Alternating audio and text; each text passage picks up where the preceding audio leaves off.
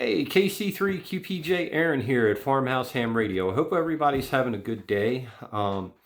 Just wanted to give you a little bit more insight in a tool for ham radio that I had mentioned a while ago. Some people won't buy it, one, because they don't think they can operate it, and two, because they're kind of expensive. But I just want to let you guys know that I've been experimenting with this for a while, and it works really good. But I found a nice tool, very, very inexpensive, to help set long wire antennas in the field. I have done video of this in the past, but maybe it was just out of somebody's price range to be able to do this. So, that being said, I've got the perfect item here in the box, and I'm going to show this to you now. This is a drone that I purchased on Amazon, and it is a tool, not a toy. Well, it's still a toy, but it can be used as a tool for sure for this hobby. If you're on a field day, you don't feel like using a launcher or a fishing rod or an arborist slingshot or a weighted bag to get your lines up in the tree. These drones do a great job. So let me show you what we got going on. A couple things around. This drone right here, it is not brushed motors, but it's saying phone controlled, which you can control through your phone. And please don't mind my fingers. I know they're a little dirty. Portable and foldable. So portable and foldable is, it is portable, but it is not foldable. I don't know where they came up with that. The representation on the box is the right size. It's actually how it's shown. It's not a very big drone at all, which helps with FAA regulations. Everybody's like, oh, you got to have a license now. You got to go to school to do this. No. This drone is under 250 grams. As a matter of fact, it included the weight in the package at 189 grams. Add about 2 to 5 grams for the battery weight, and you're still under 200 grams. Comes with some warnings in the box. Okay, I'm not meaning this to be an unboxing, but just to show you guys what all is included here. And here's the drone.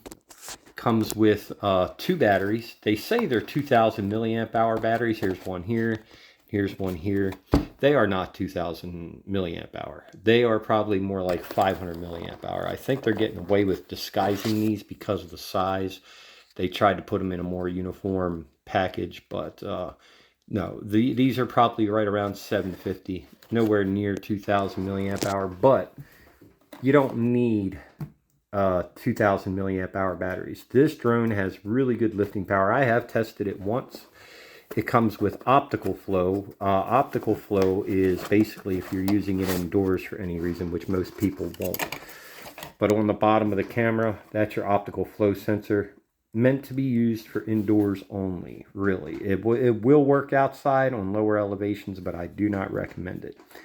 Now, it is GPS enabled. That's another good thing. So anybody, my 85-year-old grandmother, if she was around, could probably operate this drone with ease.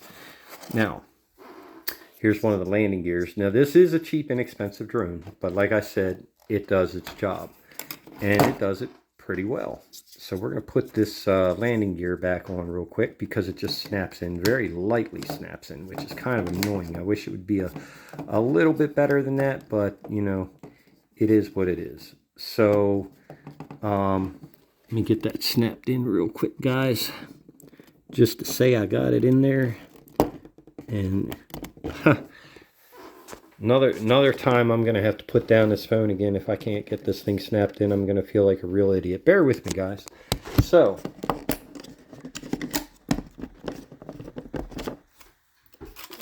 it does do a good job in its flight. I have tested it indoors. What I don't understand is why this landing gear doesn't want to go back in when I just had it in 2 days ago. So, that being said, it's not a big deal. There we go. We got her snapped in. Okay. So we got her snapped in. All right. So 189 grams. Here's my hand. Obviously, pretty big. Comes with another full set of propellers, propeller A and propeller B. There is a difference because that's how you generate your lift, and they rotate different directions. And you can see that by the arrow indicators on the A and the B. Okay, let's flip the B upside down. It indicates what the rotation of that blade is. So that one goes counterclockwise, and your A blade goes clockwise. Okay, so you've got opposites on different ends of the drone to help with lift. Okay, so they all spin in different directions. This is a 4-axis drone as opposed to 6-axis, but that just helps with a little bit of stability. Now, I would not recommend using this drone in any winds over 15 mile an hour sustained, because it will drift off course. It will cause issues in high winds. Now, if you just have a little bit of gusty wind, you can use it however you want. You would hook up a tow line to either the landing gear out of like some, really small masonry line, something not real heavy, real thin cotton line or nylon line that doesn't bunch up. You don't want to use fishing line. And the reason you don't want to use fishing line is, I'm sure you get fishermen out there know, if you're casting your reel, you're casting your rod, that line will loop around and stay airborne for a little bit. If you use that type of line, you risk getting caught up in your propellers. You don't want to do that. So masonry line, it's really thin cotton stranded line, lightweight, and this drone will haul it. The motors are not brushless, but they are powerful. Now, I prefer the brushless motors for longevity, but you're not going to be using this drone regularly enough that it's going to cause problems with your motors. Okay, so this would be a really good tool for hoisting a tow line to get your line set for your antennas in the field. Okay, then here's the remote control, and then you have an extra set of landing gears in here, which you don't need. All right, so the remote control is very self-explanatory. You have 2 antennas. This antenna right here is for the receive for the camera that's mounted on the bottom. Is it a high quality camera? Absolutely not, but it's not an expensive drone. But it will help you in getting over the tree that you need to get over to see that you've cleared it, and you can take video of it and take pictures as well. So that's one good thing. It does come with an app that connects directly to the drone, and then this piece here is to slide your cell phone in so that you can put your phone in there and watch live feed of the video as you're flying over the trees. So that was pretty good. Now, you're thinking, oh, this can't be that inexpensive. I'm going to tell you what, you're in for sticker shock. So controllers here, turns on, has a really nice, easy to read display. Only difference between mode 1 and mode 2. Mode 1 is with your GPS on. Mode 2 is with your GPS off. That's it. Now, I can't teach you how to fly this drone. You're going to have to practice with it a little bit. Battery indicator here.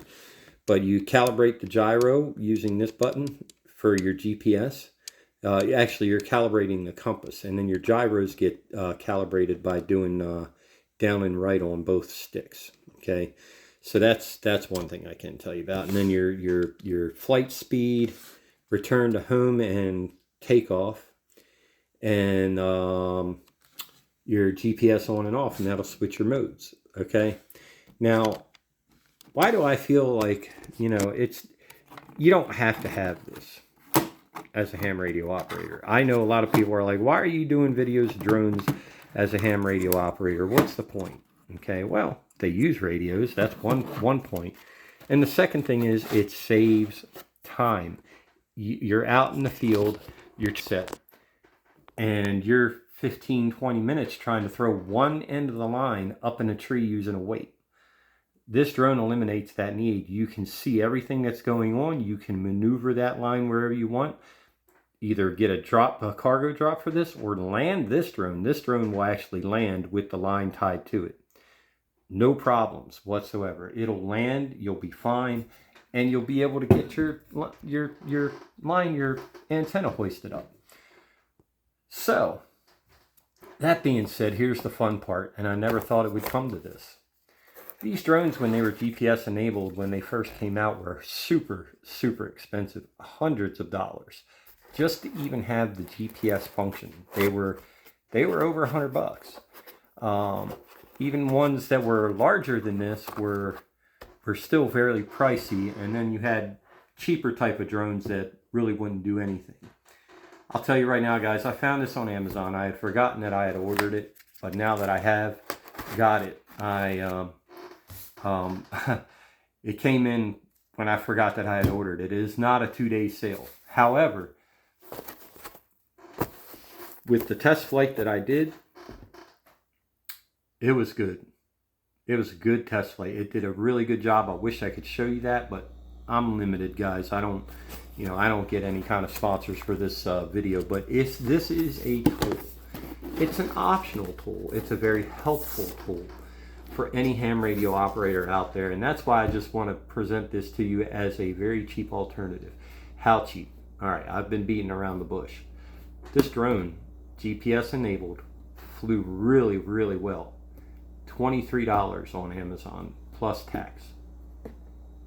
$23 for a tool that can hoist your antenna in half the time. Let's say help. You can't connect it directly to your antenna wire. This will not lift the antenna wire. It will lift nylon twine, which then in turn can be tied to your antenna wire, and then you can hoist it all up in the tree. Very simple. That'll save you some time, guys, and hopefully the next time I get on the air here, and I hope this idea sparks interest in somebody's mind. These are very easy to fly when they're GPS enabled. Take it out to a field one day, keep it low, you'll just read the owner's manual. It would take you about 30 minutes to be good enough with this drone to be able to do what you need to do in the field. Does that make you an expert drone flyer? No. But the whole point of this is it's under the weight limit of what the FAA requires you to have in order to not have to register the drone or have a license. Now, I am going to say this. Drones can be dangerous. Even this drone can be dangerous if you don't use it the right way. There are 3 things that you want to avoid. Actually, 4 things that you want to avoid while flying the drone. Utmost, power lines. Traffic, main roads. Don't fly it over a main road. Don't do it. Animals like pets, people's pets in the backyard, and people. Okay? Don't fly it around those unless everybody is aware and seeing what's going on with the drone, especially if you're at a field day. You want to inform people that you're putting it in the air. That way you can safely operate this. It's good to have a spotter. If you don't have a spotter, don't worry, you got a camera on here.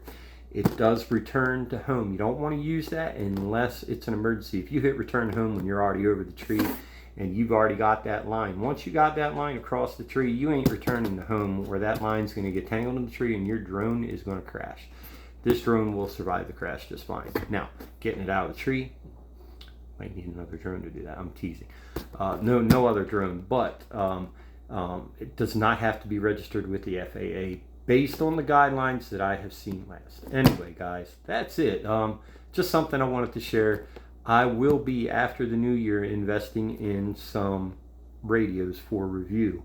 And I am going to try to get some really good radios that I can compare against average radios. So that being said, I hope this information is good for a lot of people, and I want y'all to have a good, nice, happy Halloween. Have a safe weekend, and we'll catch you again soon. This is KC3QPJ. My name is Aaron. You've reached Farmhouse